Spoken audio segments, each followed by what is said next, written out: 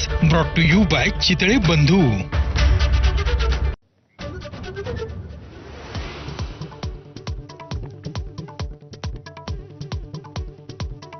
विरोधानंतर शिक्षण विभाग हिंदी सक्तीच्या निर्णयावर फेरविचार करत असल्याची सूत्रांची माहिती.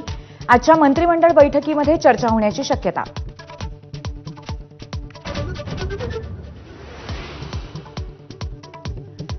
डॉक्टर गैसासांवर गुन्हा दाखल झाल्यानंतर आयएमए आणि हॉस्पिटल बोर्ड ऑफ इंडिया आक्रमक. गैसासांवर कारवाई झाल्यास डॉक्टरांचा राज्यव्यापी आंदोलनाचा इशारा.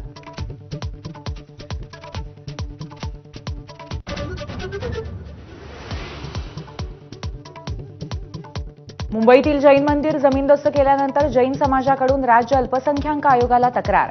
आज तातडीची सुनावणी. मनपा आयुक्त वरिष्ठ पोलीस अधिकाऱ्यांना हजर राहण्याच्या सूचना.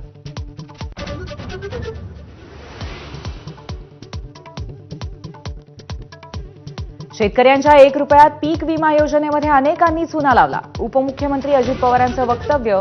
चुना लावल्यामुळेच योजना अडचणीत आल्याचा दावा.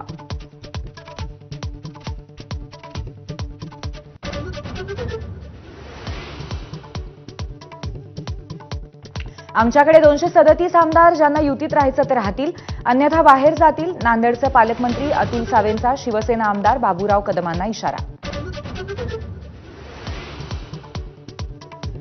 राष्ट्रवादी नेते झिशान सिद्दीकींना जीवे मारण्याची धमकी. वडिलांसारखेच हाल करेन डी गँगचा उल्लेख करत धमकी सामील.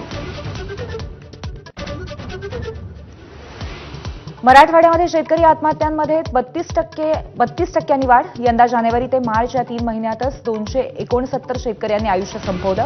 बीडमध्ये सर्वाधिक 71 शेतकरी आत्महत्या. राज्यातील बहुतांश जिल्हे शहरं उन्हाने तापली. विदर्भामध्ये उष्णतेची तीव्र लाट कायम. चंद्रपुरामध्ये देशातील सर्वोच्च तापमानाची नोंद.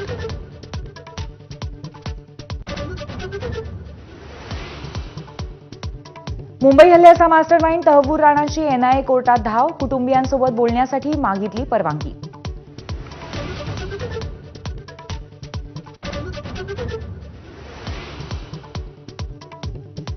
वक्फ कायद्याविरोधामध्ये दिल्लीमध्ये आज मुस्लिम संघटनांचा भव्य मेळावा. तालकटोरा स्टेडियममध्ये वक्फ बचाव परिषद, तर वक्फ कायद्याबाबत मुंबईत भाजपची कार्यशाळा.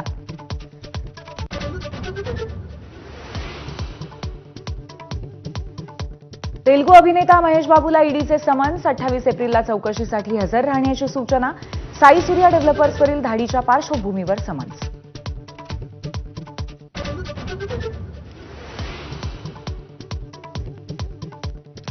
गुजरातचा कोलकात्यावरती 39 धावांनी दणदणीत विजय. सुदर्शन, गिल, बटलर आणि गोलंदाजांची चमकदार कामगिरी. 12 गुणांसह गुजरात गुणतालिकेमध्ये अव्वल स्थानी.